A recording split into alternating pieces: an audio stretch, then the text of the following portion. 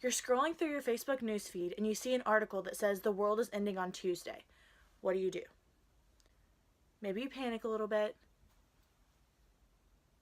The world might not be ending on Tuesday. Or maybe it is. So you read the article that says that the world is ending and you believe it. Okay, that's cool. You read through it, you understand it. Now you have to share it with your friends. But what's really important to know about that is that that might be fake news. Fake news. Fake news. So you've not only fallen prey to a clickbait article, but you've also helped spread fake news. Fake news. Shameless plug for Snopes.com. Here are 3 things that you need to know about fake news on your Facebook profile and other similar social media networks. Number 1, you need to check the source of the website. If it's coming from something that you've never heard before, it might be a good idea to go through and actually click and search your source. So to help combat that, you can stick to websites that you know. Stick to your local news stations, stick to your national affiliates.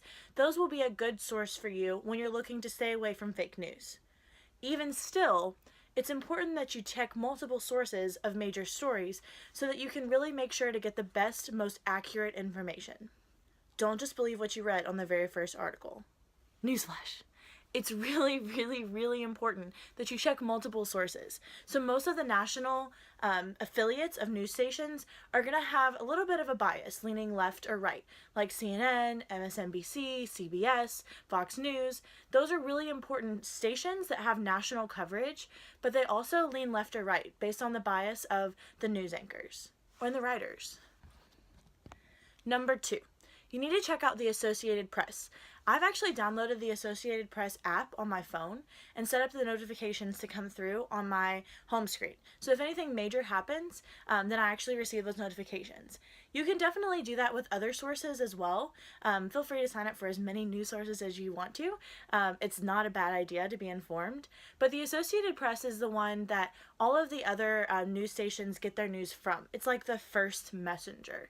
So that's where you're going to get your most accurate, a lot of times unbiased information from the Associated Press. So definitely feel free to check them out. Number 3, use your best judgment. So I know that best judgment and common sense maybe isn't so common anymore, but it's really important that you just use your judgment.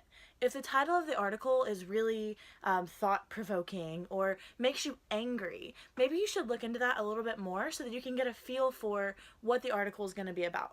Once you read that first article, maybe you should search other articles of the similar title to be able to find the other side of the story as well. Instead of just sharing something that says the world is going to end on Tuesday, maybe you should look a little bit deeper into the world ending and what the world ending might look like and why is it going to end on a Tuesday? Why is it going to end on a Tuesday?